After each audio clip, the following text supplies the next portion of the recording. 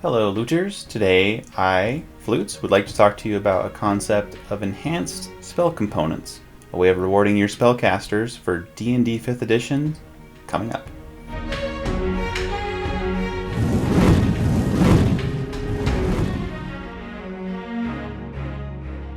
So what do I mean by enhanced spell components? I mean verbal, somatic, or material components for spellcasting. Let's give our spellcasters ways to improve those so they can get even better at the spells that they love. Real quick, I want to remind you that flutesloot.com has over 100 articles, including one that is talking about what I'm talking about now for enhanced spell components. If you want to reference that, that'll be in the description. So to talk about enhanced spell components for rewarding spellcasters, I want to take us to the Dungeon Master's Guide, page 227, about epic boons and other wonderful rewards for players that aren't based on magic items. Those rewards can not just be epic boons, but could be marks of prestige like land or titles. They could also be supernatural gifts like charms and blessings. The gods have blessed your characters for the deeds that they have done. But there could be more simple things that players could earn themselves that aren't based on some deity blessing them or some municipality giving them power through land and wealth. Maybe your spellcasters just want to be better spellcasters. It's a wonderful time to be a spellcaster because Tasha's Cauldron of Everything has given spellcasters many new magic items that enhance their spellcasting, increasing DCs and those sorts of things, or giving them more spells or cool other abilities. But let's give players the ability to become better spellcasters themselves without needing the DM to give them a magic item to attune to. What about something that doesn't even require attunement but is more limited? For example, the Fireball spell has a material component, if you're not using an arcane focus, of sulfur and bat guano. Yuck, but cool. Let's say your character can find some really good top-notch black market bat guano from some Madagascar giant albino shrieking bat. If you find that guano, let's say Fireball is especially potent, gaining an extra 1 or 2 d6, or giving enemies disadvantage on that saving throw. That's just an example. You effectively are upcasting it or giving it an inherent sorcerer meta magic, basically. Sorcerers will love this, but any spellcaster would be grateful to receive the benefits of meta magic.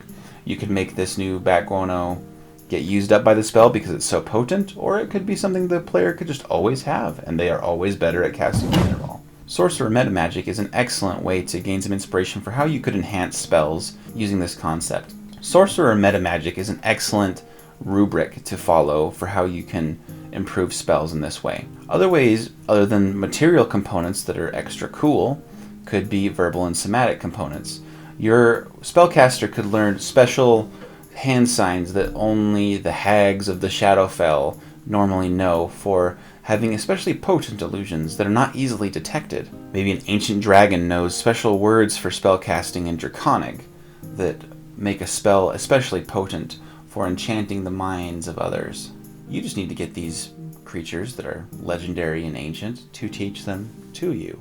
Either you are taught directly from the creature as an ally, or maybe you find their notes or some part of them that could impart this knowledge to you.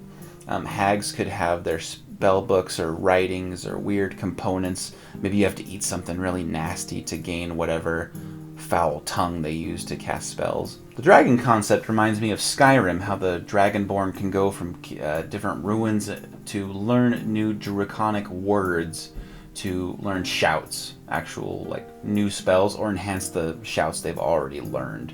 It's the same concept here. Give your players cool ways to enhance what they already want to be good at, that they just get better at it, instead of giving them unrelated magic items and stuff like that. Other than mechanical benefits like upcasting or like sorcerer meta magic bonuses, you could just create whole new effects. Like when someone casts the Misty Step spell, they can also trigger a gaseous form, like the gaseous form spell, I think is what it's called. Or maybe that Misty Step triggers some sort of tremor as you disappear and you create difficult terrain where you were kind of like the Thunder Step spell. The Shield spell could be enhanced that even after the +5 AC you received, maybe for a whole round or two afterwards, your armor class stays at another +2 as like a diminished shield remains on you. Maybe a Paladin casting Crusader's Mantle also gives inspiration to all of the other player characters when they cast Crusader's Mantle. You know, you can get creative. There's so many different ways you can enhance spells if you really set your mind to it. Here's some ideas for how you can, through adventuring, gain some enhanced spell components. If you gain a Beholder's Tongue and use that to cast Levitate, your levitation spell can work on an object or person up to 2,000 pounds. If you gain a Master Vampire's Tooth, you can use that to cast Gaseous Form as a reaction instead of an action. With a little pixie dust, casting the Polymorph spell will allow you to keep your mental stats so you can be a very intelligent monkey. A Cloud Giant teaches you special giant-kin words, their language, that when you cast the Fog Cloud spell, you also gain a fly speed for 1 round. You learn from a Careless Oni who uses fiendish weaving of the spell Alter Self that you can cast it with an indefinite duration as long as you are concentrating if you do the right hand signals. With a Phoenix Feather casting Reincarnate, you can choose whatever form the character assumes after being reincarnated. With a Night Hag's Bag of Souls, when you cast the Dream spell and want to give them a nightmare to give them psychic damage and deny them a rest, they have disadvantage on that saving throw because of the Night Hag's bag in your possession. And then if you have a little ounce of a gelatinous cube on you, you could cast Melf's Acid Arrow, twinned at 2 targets instead of 1. You can give your characters and players the ability to gain these sorts of enhanced spell components by monsters' lairs or their actual biology, so that when people want to chop up the dragon, which they always want to do, especially if they played older editions of D&D, where every magical creature was going to be turned into armor, they can learn to get these pieces to enhance their spells instead of trying to forge some kind of dragon scale armor or beholder eye shield or I don't know, whatever. They may also want to acquire an ally of a monster so that they can learn how to enhance their spells instead of just killing off a monster. Exploring a dungeon could again be like the Dragonborn in Skyrim, where on an ancient wall you find some writings in Draconic that can be used to enhance your spellcasting.